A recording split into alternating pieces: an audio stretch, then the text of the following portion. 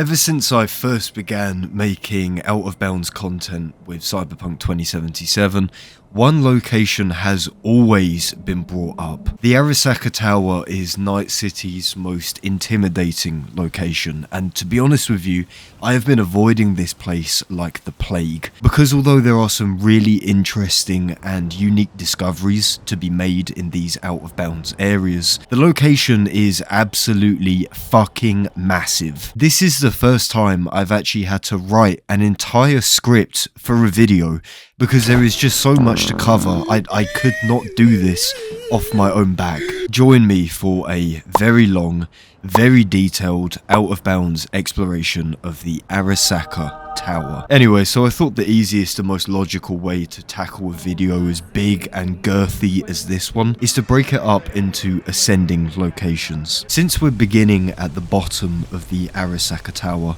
I wanted to first point out that this ending location with the huge tunnel that stretches underneath Night City doesn't have anything of interest to point out. It just looks cool, to be honest. Level -7 is titled Netrunning. Level -7 is probably one of the most interesting parts of the tower because it has genuinely weird areas that seem to imply a bit more was planned. This locked door has a weird corridor space behind it that leads to a ladder dropping us into the scary abyss below where Margaret Thatcher resides. Exhibit B, an unused and incomplete vent system which you can actually access through noclip. This place even has a little window which you can look out into the playable area of the map. And what's funny is that this window doesn't even exist unless you're in the inside. Popping out of this location and looking back towards the window, we literally are staring at a brick wall. So clearly cyberpsychosis is more pressing than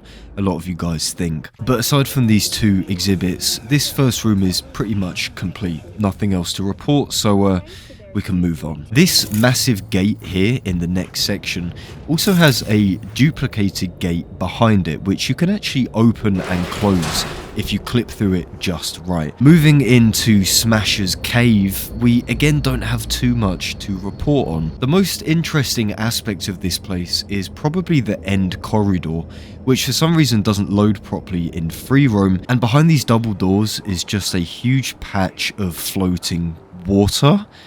Yeah, that's about it. It's just a square of water. And the final thing of note with Smasher's Cave, a load of these fake double doors, which are on the upper platforms in this area, have these little tiny corridor spaces behind them. This adjoins with another set of double doors that just backs onto the abyss. Usually when these kind of corridors are employed in Cyberpunk 2077, they can either be some kind of prefab, you know, some kind of generic layout which is copied and pasted all over the city, or in some mission locations they can be used for NPC spawning. Who knows, it probably doesn't mean anything, but they all look exactly the same. Let's now move on to the entrance, the ground floor of Arasaka Tower, which you can access, you can sort of access it through the Corpo Plaza. First of all, take note of this tiny little room off to the right. Now, you can indeed enter this space with noclip, and there isn't really much to say about it, apart from the fact that my game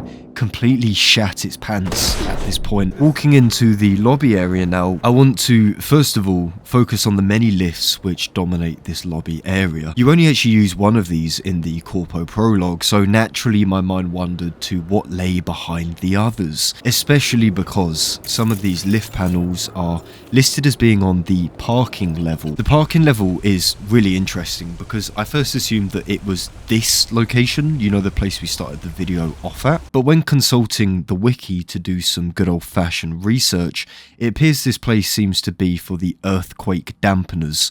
That's what those big structures are. It basically prevents the tower from falling over if an earthquake were to hit Night City. So if this isn't the parking level, then where and what is the parking level?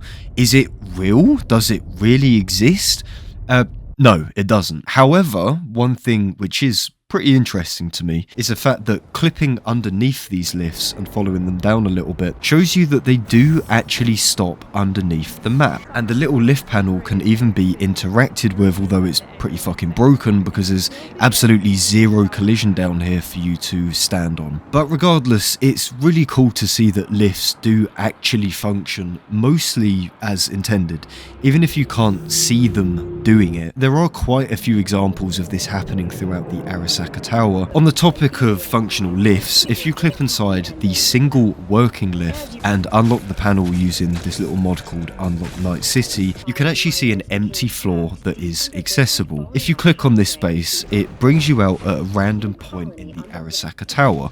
It's barely a floor. I mean, there's no models, there's no collision, or any real semblance of a game world. Again, this happens more than you would expect with elevators in Cyberpunk 2077. Some of the lifts in mega buildings do the exact same thing. And as a little side note as well, these other closed lift shafts,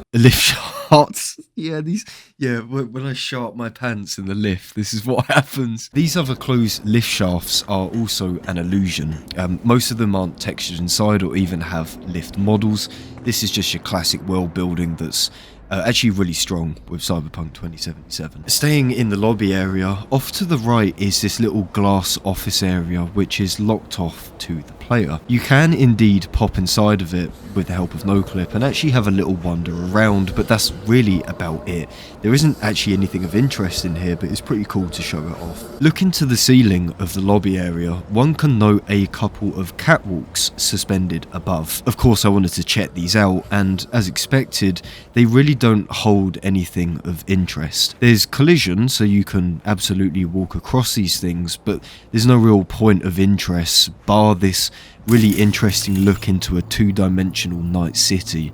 Again, you can see this in a lot of out of bounds areas, so this isn't entirely unique. However, since we're up here, I just wanted to show you the ceiling area because this is really cool to see up close and personal. I tried to use these little models in my Norfolk Casino mod, and I really didn't realise just how fucking huge they are. To me at least, my eyes kind of start burning after a while, so let's leave that here. Taking the lift up to the next playable area, we find ourselves in another Corpo Prologue environment. This is level 33, Counterintelligence, a space which doesn't hide too much, as really what you see is what you get here. But first, below level 33 is this unique floor, if you want to call it that, which only exists in this very specific part of the Arasaka Tower. It gives us this weird fake ground, which almost looks like a foundation for another unused level, but of course there is absolutely zero collision. It's pretty weird to me though, how this is the only example in the entire Arasaka Tower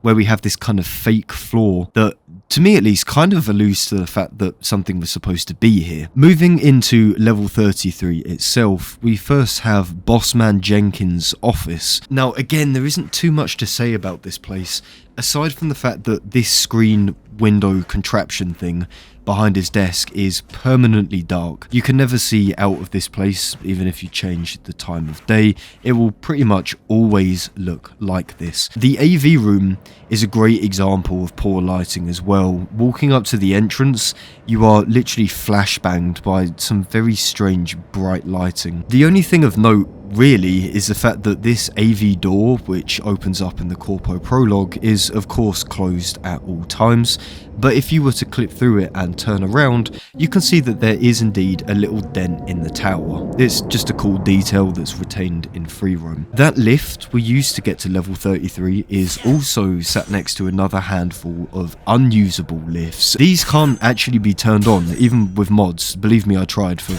way too long. But if you actually follow their pathing down behind the closed doors, you'll see that they actually nicely align with level -7, or the Netrunning floor, which we just covered. Now, the floor above level 33, I'll be honest with you, I don't know what this place is called. I could never get the little pop-up to appear, but it doesn't really matter to us because I had a look around this place and it doesn't really have anything of interest. The only thing I found pretty cool about this place was the fact that if you were to clip kind of outside of the boundary and have a look at the floor in its sort of contained structure, you get some some really nice shots of just how nicely loaded in this environment is.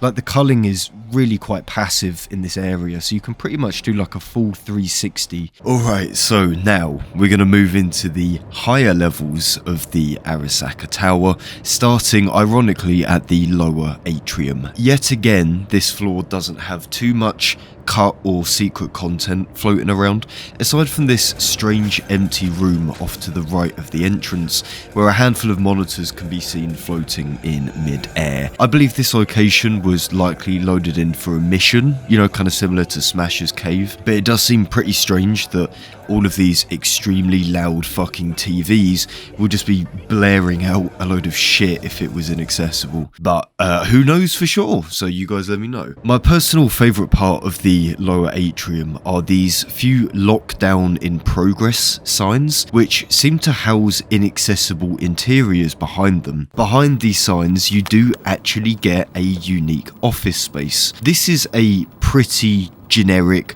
basic Gmod looking office. Loads of computers, desks, carpets, you know, pretty much what you'd expect. And the room is actually quite big. It has functional collision, great lighting. It almost looks like it was supposed to be playable or maybe even used for something. However, this interior is copied and pasted across the other lockdown rooms. I checked all of these out trying to see if there was anything special, and unfortunately not. So really, that's one of the most exciting things about the lower atrium. It's actually quite a boring floor, really. The only other thing to say about the lower atrium are the additional floors which might be of some interest to people. Again, the higher up you go here, the less detailed these rooms attain, to the point that they're usually completely barren aside from maybe a chair or a rug. However, one thing which I'm still scratching my head about are these copied and pasted vents that can be found in exactly the same spot each time. These vents allow the player to either drop down a floor or fail to climb up a floor because it's so fucking tight and tricky, but they exist on every floor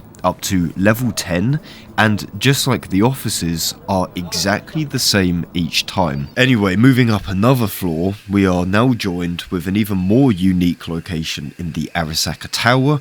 This is the jungle level, one of my personal favourites in this game, just because you never expect to see an environment like this in Night City. There's actually a load of weird things which you can come across if you look especially hard. To begin, this location has a ton of really weird lighting patches where the lighting just looks hideous. I mean, what on earth is going on here? These only exist in the kind of far corners of the jungle environment, so the player can never normally see through these, but it does just make me wonder why this is happening. Did you also know that there's a window in the Arasaka jungle? I mean, I didn't, but you know, that's just me. There's this huge window that overlooks Night City, and you can even go onto the other side of the window if you're outside of the tower and look into the tower, so it's like a physical thing which works pretty much as expected. And if we keep edging ourselves around the outskirts of the jungle, we'll frequently see a load of this grass texture just leaking out into other parts of the tower. And finally, at this random point in the jungle ceiling, you can find a set of office chairs just floating in the roof. And if you were to clip behind these chairs ever so slightly, you can see that there's another set of office chairs which can be spawned in. This is one of my favourite things about this jungle area. I mean, you know, what the fuck is happening here? My mind immediately jumps to cut content, but of course it would do that. Perhaps there was supposed to be some kind of viewing room in the ceiling, sort of like the projector room in like Kino the Toten, you know, from the original Black Ops. Kind of like a space where you can overlook something, especially if it's a jungle, you know, that kind of makes sense. Or maybe it's just one of those weird pieces of messy development that CDPR either overlooked, or maybe they couldn't change it because of spaghetti code, kind of like that infamous coconut in TF2. And that concludes the jungle. Contrary to popular belief, jungle isn't actually massive. Isleworth mercy! Okay, so we're nearing the end of the video now. Well, I say that, there's still fuckloads more, but this is kind of the latter half of things, where things start to get a little bit confusing. So I'll try my best to explain what's happening and how we're going to tackle this. The final few locations of the Arasaka Tower just so happen to be extremely close to one another. Some of them are even duplicates of each other, and most of them are used at differing points in Cyberpunk's story. As someone that hasn't actually played this main story for a good few years, but anyway, look, I'm not here to explain story, so although I have a basic idea of where these locations are and why they're different to one another, it's not even entirely important to us. So let's start with the easiest, the upper atrium. There really isn't a lot to say about this place. The coolest thing about this location are the frequent dead bodies, which are just permanently on the floor. They don't ever despawn, it's actually kind of grim. There's loads of inaccessible levels up top, similar to the lower atrium,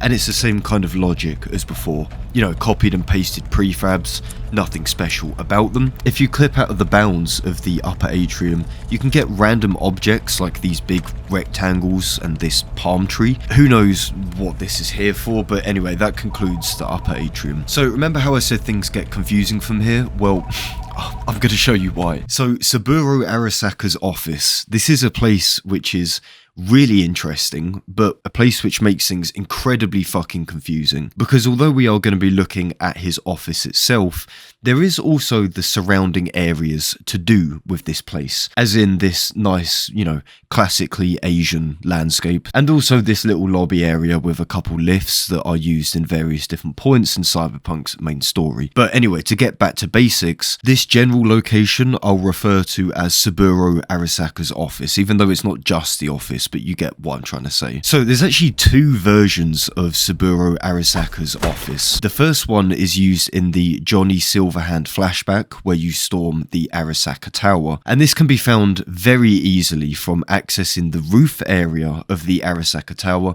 and following the stairs down just like in the mission. So just like before, you can find shitloads of dead bodies scattered around here as well, but what we find the most interesting are these two lifts in the landing area. These two lifts are never really usable by the player. I went ahead and unlocked the lift panels using the Unlock Night City mod to see if they were at all functional. To my surprise, both of them are actually functional, and the results are pretty hilarious. The left-hand lift is by far the strangest one here. The doors are always closed, to my knowledge, even in the mission, so clipping behind these was a real treat. In doing so, you can see why these doors remain closed, because the lift here is actually entirely different from the Arasaka Tower, with the design being of one of these industrial goods or industrial worker lifts. You can tell by the funny lighting in here, kind of similar to the jungle, that this was never supposed to be seen by us. If we were to unlock the lift panel from inside, we can see that we're currently on level 2, but we can go to a level 3. So what is level 3, you may ask? I have no fucking clue, because the lift will begin to climb into the ceiling, eventually breaking through the ceiling and then continuing even further until it's 50 feet above the rooftop where it finally rests. Just watching this is ridiculous. I truly thought I was having some kind of psychotic break. You can actually clip up to this lift as well once it settles right in the middle of the sky, and you can take it back down to level 2, although you'll hit the ground where the lift begins to clip through, so it's kind of pointless. And whilst we're here as well, this is obviously the roof of the Arasaka Tower used in the Johnny Silverhand flashback. The debris on the floor, which is torn up from all that gunfire, is actually permanently loaded in free roam, although the particles lack any kind of texturing, and it actually looks a little bit weird if you sort of stare at it for too long. There are a couple minor things that I found on this rooftop area. Number one, we have this glass roof, which I never noticed. It's barely visible, but it does actually connect with lower levels in the Arasaka Tower. Number two, we have this weird corridor space which attaches to the Silverhand combat section. I don't know why this is here. I thought this was maybe for like enemy spawning, but from what I could tell, these doors don't ever open, so I don't really know what this is about. And it does seem to sort of line up with the lobby area where those two lifts were, so I don't know if this was maybe supposed to tie to it. Maybe some kind of like alternate route, I have no idea. So returning back to that weird lift which flew through the ceiling, you may recall that there was another lift which was used to transport the nuke in Silverhand's flashback sequence. Well, yet again, this lift isn't really usable by the player, but it does have another 2 unseen floors which can be viewed with the Unlock Night City mod. Level 3 is really interesting because I believe this is where the lift sits when you're required to shoot the little supports in the flashback. Level 2, however, is way more interesting because selecting this floor takes you once again down into the physical 3-dimensional floor and actually drops you right below the CEO floor, which we'll get to soon, so hold your horses. However, when this lift stops and you begin to take a look around, you can really begin to notice that there's a lot of weirdness going on down here. Take note of the quantity of props that are just floating below the playable area. Trees, flooring, walls, these nice gold curtains are used all the time in my Norfolk Casino mod. Check it out, it's in the description. And also this huge untextured white square that looks to me to be a floor. Really, this seems to me like it was a foundation for a whole other level. This is just speculation, but looking at the structure of this place, this kind of, secret floor or whatever, particularly with the frequency of these random props, it looks to me like this was an area that was supposed to be in the game and was maybe cut later into development. It makes me wonder what this level would have even been, particularly because it's below the CEO level, and more importantly, why is it tied to a lift which isn't functional? But when you're down here and you start to look at, kind of the structure of this floor, quote unquote, you begin to notice that some things actually make logical sense. So, a final few things to note about the Silverhand version of Saburo Arasaka's office. First of all, the office does actually exist in this version, even though you never go there as Johnny Silverhand. You do, however, go there with Hanako in one of the main story quests. We'll get to that in a second, but it does seem to imply that this space is literally just copied and pasted over. The only difference though about Saburo's office in the Silverhand version is that the secret lift, which goes to Mikoshi, does not exist. And if you're wondering where Silverhand's little interrogation room actually is, well, it's actually spawned in really far below the map. And if you were to pop down here, you can actually see that this lady is still spawned in. You could even talk to her, but that kind of nuke backdrop, which you could see through the window, doesn't spawn in. I think that was actually just like an image or something. But yeah, there's not much to say about this place. It's just quite literally contained in its own little world. I think generally the Saburo office saga is one of the most interesting but most downright confusing, disgusting pieces of research I've ever had to do when making Cyberpunk content. When I was trying to fly around these places and look for stuff, I kept going between the 2 different versions and I didn't realise that there were 2 different versions. So I thought I was truly losing my fucking mind, going back and forth, seeing the secret lift, not seeing the secret lift. So anyway, I'm thankful that I worked it out because otherwise I'd probably be getting sectioned right now. That's kind of how I feel. Did you try to get me sectioned? What? So let's go ahead and cover the second version of Saburo's office and surrounding space, of course. So this location is used when you're with Hanako in the game's main story, and there's a few differences between these versions. Hanako's version actually has this AV garage, which is a direct copy of the one used in the Corpo prologue. I don't really know if it's supposed to be the same one. I don't know if maybe it's supposed to be in the same building or something, because it's nowhere near each other, but hey ho. There's nothing much to really say about the AV garage, aside from the fact that the entrance, which if you remember in the Corpo prologue is actually like a physical 3D etching into the building itself. With Hanako's version, it actually doesn't exist on the outside of the building. It's just like a faint outline, and that's basically it really, until we get to the lifts yet again. So exactly the same as before with Silverhand's version, this left side lift is again an industrial design that has a level 3 as a visitable floor. So if you stay inside the lift when going up to level 3, it will take you up to a random and claustrophobic part of the tower that is very difficult to walk around. But importantly, it doesn't go to the roof like before. So Why on earth is this happening? Once, let alone twice. The second lift also has another 2 levels like before. Level 3 is identical to Silverhand's mission, and level 4 just opens up again into a whole load of nothing. Okay, and finally, in the Hanako version of Saburo's offices, we obviously have the hidden lift which takes us to Mikoshi, but Mikoshi doesn't exist in Free Room. There's nothing here. We have a couple floating props, I think they're monitors, but apart from that, the space is just a huge grey square. Nothing else. Finally guys, we have the CEO level. This place is actually pretty cool for a few reasons, but I'll start with the biggest one. This lift, it's always the fucking lifts. This lift actually has a button which can take you to the medical center. If you select this, the lift will once again bring you out in Thatcher's Abyss, so the medical center doesn't exist. Okay, cool, moving on. So we have these little interior jungle spaces as well, which are pretty fucking nice, and they're actually quite big as well, like surprisingly big, and you can even see these little birds up close and personal.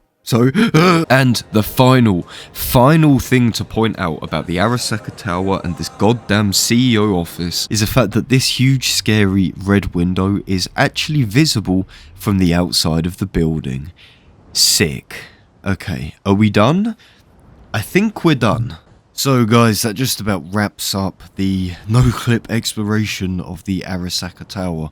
I'm fucking tired, to be honest, and I think you probably are as well. So really, I just want to say thank you very much for taking the time to watch a near 30-minute video. If you made it to the end, and if you did make it to the end, comment down below, I like fish. Alright guys, the only thing left for me to do, really, since I made it to the top of Arasaka Tower, is take a note out of David's book and throw myself to the bottom. Cheers, thank you, goodbye, forever. I'm not coming back.